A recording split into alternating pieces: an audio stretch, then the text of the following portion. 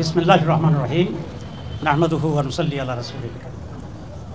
সম্মানিত এবং প্রিয় সাংবাদিক বন্ধুগণ, আসসালামু আলাইকুম ওয়া রাহমাতুল্লাহি ওয়া বারাকাতুহু। আমি আল্লাহর রহমতে খুব ভালো আছি। আমেরিকায় একটু লম্বা সফর ছিল, একটু ডায়াবেটিকের ইমব্যালেন্স হচ্ছিল, সেই জন্য একটু হসপিটালে কারেক্ট করছি। আলহামদুলিল্লাহ সুস্থ আছি, আলহামদুলিল্লাহ। আপনারা দোয়া করবেন, ভালোই আছি আলহামদুলিল্লাহ। আজকে আমরা এসেছিলাম কয়েকটি বিষয়ে মাননীয় চিফ অ্যাডভাইজারের দৃষ্টি আকর্ষণ করার জন্যে এবং কিছু বিষয়ে আমাদের মতামত এবং করণীয়, এই সরকারের করণীয় সম্পর্কে আলোচনা করার জন্যে। প্রথমে আমরা ওনাকে ধন্যবাদ জানিয়েছি আমেরিকাতে ওনার সাথে দেশের প্রধান রাজনৈতিক দলগুলোর প্রতিনিধিদের সাথে নেওয়ার জন্যে, যেটা আমাদের ডেলিগেশনের মর্যাদা সেখানে বৃদ্ধি করেছে এবং জনগণের পার্টিসিপেশন তৈরি হয়েছে। আমরা ওনাকে আরও ধন্যবাদ জানিয়েছি যে ওনার যে কমিটমেন্ট ছিল যে সংস্কার করবেন, উনি দীর্ঘ সময় এক্সারসাইজ করার মাধ্যমে আমরা সংস্কারের কতিপয় বিষয়ে একমত হয়েছি এবং সেই সংস্কারগুলোর উপরে আমরা একটা দলিল তৈরি করার জন্যে সকলে মিলে সিগনেচার করেছি। বাংলাদেশ জামাত ইসলামী এই সনদে ওয়ান অফ দি সিগনেটরিজ, একটা জাতীয় ইতিহাসে এটা লিখে থাকবে এবং ইতিহাস থাকবে। মাননীয় উপদেষ্টার পক্ষ থেকে আমাদেরকে ধন্যবাদ জানানো হয়েছে। আমরা যেহেতু এখানে সিগনেচার করেছি, তার এফার্টকে আমরা সমর্থন করেছি। এ প্রসঙ্গে আমরা খুব দুটি স্পষ্ট কথা বলেছি যে দীর্ঘ কয়েক মাস ধরে বহু লোকের পরিশ্রমে, বিভিন্ন রাজনৈতিক দলের অংশগ্রহণে আমরা যে ঐকমত্যে পৌঁছেছি, বেসিক্যালি প্রায় ৮০-র উপরে সংস্কারে, তার ভিতরে বেসিক কতগুলো পয়েন্টস আছে যেটির সংখ্যা ১৯টির মতো, এবং এখানে আমরা সকলেই সিগনেচার করেছি। এখন যেটা প্রয়োজন সেটা হচ্ছে এটাকে আইনি ভিত্তি দেওয়া, এটাকে ইমপ্লিমেন্ট করা এবং এই সনদের মাঝে যেগুলো আগামী নির্বাচন সংশ্লিষ্ট সেগুলোকে আগেই পাশ করিয়ে তার ভিত্তিতে নির্বাচন দেওয়া, সেটা হচ্ছে ইম্পর্টেন্ট। আমাদেরকে এটা বলা হয়েছে যে এটা যে সমস্ত পয়েন্টে আপনারা একমত হয়েছেন সেগুলো নিয়েই সনদ, এটা সাইন করুন। ইমপ্লিমেন্টেশনের ব্যাপারে আমরা আপনাদের সাথে একমত হয়েই সেটা আমরা করব। আমরা আজকে এটা বাস্তবায়নের জন্য ওনার দৃষ্টি আকর্ষণ করেছি। উনি আমাদের সাথে একমত হয়েছেন যে এটা বাস্তবায়ন যদি না হয় তাহলে এই পরিশ্রম তো পণ্ডশ্রম ছাড়া কিছু নয়। তো সে কারণে উনি বলেছেন আমি যথাযথ উদ্যোগ নেব। আমরা সেখানে বলেছি একটি আদেশের মাধ্যমে এটাকে সাংবিধানিক মর্যাদা দিতে হবে। এটা কনস্টিটিউশন নয়, এটা হচ্ছে এক্সট্রা কনস্টিটিউশনাল অ্যারেঞ্জমেন্ট, যেটা কোনো সরকার এরকম একটি পরিস্থিতি পড়লে দেওয়ার এখতিয়ার রাখে। এবং উনি আমাদের সাথে একমত হয়েছেন যে একটা আদেশের মাধ্যমে এটা হবে। কারো কারো কাছে এটা কেউ বলেছেন অধ্যাদেশ দেওয়ার জন্য। অধ্যাদেশ খুব দুর্বল, অধ্যাদেশে এগুলার সাংবিধানিক মর্যাদায় যাওয়ার মতো স্ট্রেংথ অধ্যাদেশে নেই, কিন্তু আদেশ ইজ ইকুইভ্যালেন্ট টু সাংবিধানিক পরিবর্তন, পাওয়ার এবং অথরিটির দিক থেকে। ইতিমধ্যে অনেক এক্সপার্ট কমিটি, ঐকমত্য কমিশন তৈরি করেছে, তারা বৈঠক করেছে। আমরা আমাদের এক্সপার্ট কমিটির সাথে বসেছি। আমাদের এক্সপার্ট কমিটি আবার ঐকমত্য কমিশনের এক্সপার্ট কমিটির সাথে বসছে। এখনও সেই বসা অব্যাহত আছে এবং সকলেই এই পরামর্শ দিয়েছেন যে একটি আদেশের মাধ্যমেই এটাকে বৈধতা দিতে হবে, আর সেই আদেশের উপরেই গণভোট হবে। আমরা এটা ক্লিয়ারলি বলে আসছি। উনি আমাদের কথায় কনভিন্সড হয়েছেন বলে আমাদের মনে হয়। আমরা আশা করি তিনি সেদিকে যাবেন। ২ নম্বর, আমরা গণভোটের ব্যাপারে বলেছি। আপনারা জানেন গণভোটের ব্যাপারে বিএনপি কোনোভাবে রাজি হচ্ছিল না প্রথম দিকে। আমরা এটা জোর দিয়েছিলাম, কিন্তু শেষ পর্যন্ত বিএনপি গণভোটে রাজি হয়েছে।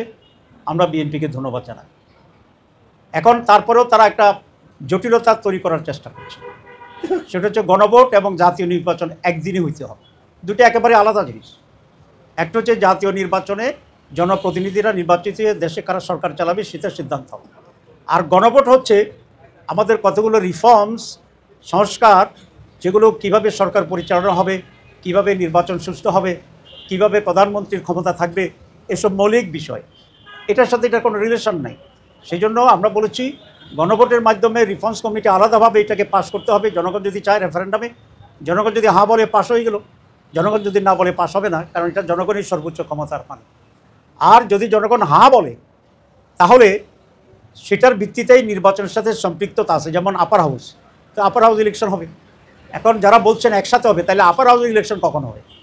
এটা যদি পাস হয়ে যায় সে একটা জটিলতা। তারা বলছেন যে লোয়ার হাউসে যে ভোট হবে সেই ভোটকে আমরা গণে আপার হাউসের লোক মানাবো। তো আপার হাউসে তো ভোটে হইল না, আপনি এক ভোট দিয়ে আরেকটা স্টেজে আপনি কীভাবে করবেন? এটা আইনগত বৈধ নয়। কেউ যদি এটা চ্যালেঞ্জ করে এটা বাতিল হয়ে যাবে। এটা হচ্ছে আপনার বাচ্চা হওয়ার আগেই নাম রেখে দেওয়ার অবস্থা, ছেলের নামে আপনি জানেনও না, ঠিক আছে? তো ততক্ষণ পর্যন্ত তো আপনার আপার হাউস হইলই না ভোট পর্যন্ত, তো আপনি কাকে ভোট দিবেন আপার হাউস? তো সেই জন্য এগুলো একটা, আবার যেহেতু তারা গণভোট চায় নাই, জনগণের চাপে সেন্টিমেন্ট দেখে তারা রাজি হয়েছে, কিন্তু প্যাঁচ একটা লাগাই রাখছে। আবার আমরা বলে আসছি যে কোনো প্যাঁচ ট্যাঁচ এখানে আমরা বুঝি না। সহজ সরলভাবে গণভোট আগে হইতে হবে, আলাদা বিষয়।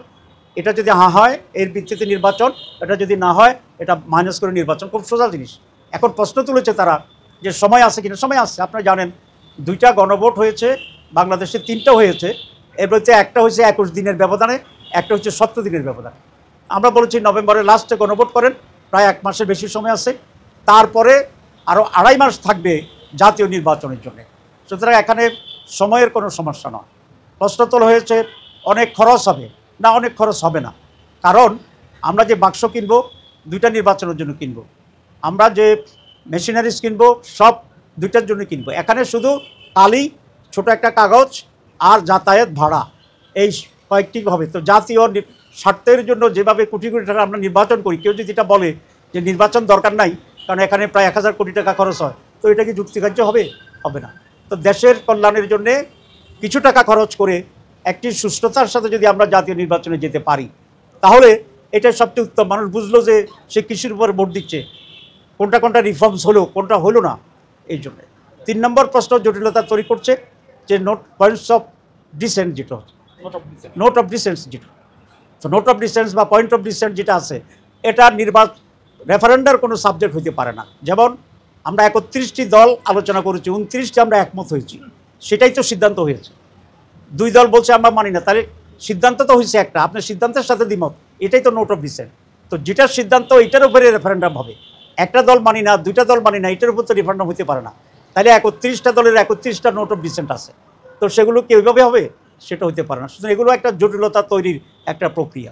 আমরা খুব সহজ সরলভাবে যেটা সঠিক সেভাবে আমরা অগ্রসর হতে চাচ্ছি, কারণ আমরা চাই এই জাতি আজকে যে পরিস্থিতি এবং অবস্থা তৈরি করছে, এখানে একটি ঐক্যমতের ভিত্তিতে একটি সুষ্ঠু, নিরপেক্ষ, সকলের অংশগ্রহণমূলক, জনগণের অংশগ্রহণমূলক একটা নির্বাচন আমাদের জন্য জরুরি দেশকে স্থিতিশীল করার জন্যে।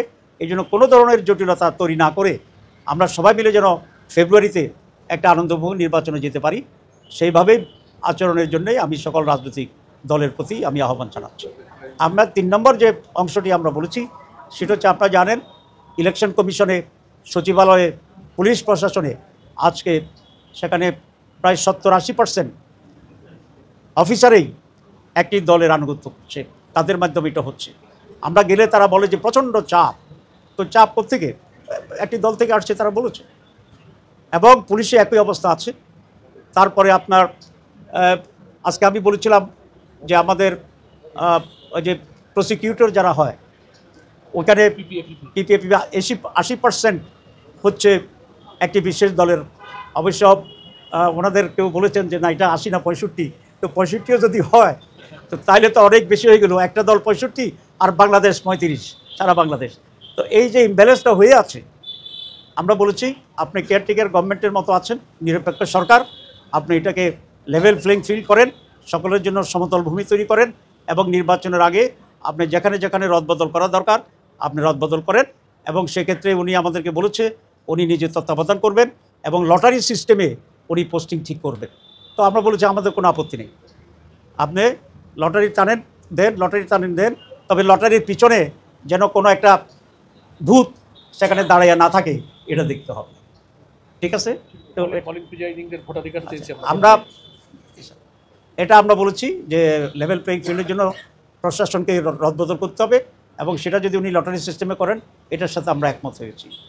আমরা আরেকটা পয়েন্টস আমার প্রাসঙ্গিক স্লিপ হয়ে গেছে, সেটা হচ্ছে এই যে রিফর্মস হচ্ছে এটার যে ডিক্লারেশনটা, এই ডিক্লারেশনটা বা আদেশটা কে দিবে এ নিয়ে একটা প্রশ্ন এখন উঠেছে। আমরা বলে আসছি যদি আইনে কাভার করে এবং আইনগতভাবে যদি কোনো ব্যত্যয় না ঘটে, তাহলে আমরা চাই চিফ অ্যাডভাইজার এই আদেশটি দিবেন, প্রেসিডেন্ট এটা দিবেন না। কারণ এই প্রেসিডেন্ট তো কাদের প্রোডাক্ট এটা আপনারা জানেন, ব্যাখ্যা করতে চাই। ওনারা আমাকে বলেছেন যে ওনারা আইনগত দিকটা পর্যালোচনা করবেন, যদি আইনগত কোনো সমস্যা না হয় তাহলে প্রেসিডেন্ট নয়, এই ঘোষণাটা প্রধান উপদেষ্টাই দিবেন। এটা আজকে আমরা মত দিয়েছি, ওদের আমরা এটা নিয়ে আলোচনা করি নাই। এরপরে যেটা আমরা বলেছি সেটা হচ্ছে বিভিন্ন জায়গায় আইনশৃঙ্খলা পরিস্থিতির অবনতি ঘটছে এবং কবিরহাট নামে নোয়াখালীর একটা জায়গা আপনারা দেখেছেন, 2 দিন আগে ছাত্র শিবিরের একটা মিটিং হতেছিল, সেখানে বিএনপির লোকেরা প্রকাশ্যে হামলা করেছে, আপনারা কাভার করেছেন, জাতীয় দৈনিকে আসছে, আপনাদেরকে ধন্যবাদ জানাই। আমরা এটা ওনার দৃষ্টি আকর্ষণ করছি যে এইরকম যদি এখনই শুরু হয় তাহলে নির্বাচন কি হবে। মর্নিং শোজ দ্য ডে, আমরা জানি তো এটা মর্নিং শোজ দ্য ডে। সুতরাং ওনারা এখনই শুরু করছেন, আমরা বলছি এটা থামান। এটা যদি আপনি না থামাইতে পারেন তাহলে নির্বাচন নিয়ে সংশয় তৈরি হবে, অনিশ্চয়তা তৈরি হবে। আমরা আরেকটি দৃষ্টি আকর্ষণ করছি, আপনারা জানেন যারা পোলিং অফিসার এবং প্রিসাইডিং অফিসার যারা আছে, আনসার বাহিনীর আছে, তারা ভোট দিতে পারে না। এর সংখ্যা প্রায় লক্ষ লক্ষ। আমরা আজকে বলেছি যে প্রবাসীদের ভোটের ব্যবস্থা করছে গভর্নমেন্ট, সুতরাং তাদের ভোটের ব্যবস্থা করাটাও এটা জরুরি। ওনারা খুবই খুশি হয়েছে এটাতে, যে বলছে যে না এটা ইম্পর্টেন্ট পয়েন্টস, তারা সেখানে আলোচনা করবে। তত্ত্বাবধায়ক সরকারের বিষয়ে আমরা আলোচনা করিনি 2টি কারণে। এক, তত্ত্বাবধায়ক সরকারটা ব্যাপারে এখনও সুপ্রিম কোর্টে শুনানি হচ্ছে, সুতরাং সুপ্রিম কোর্টের যেহেতু এটা প্রিজুডিস, আমরা সুপ্রিম কোর্টের রায়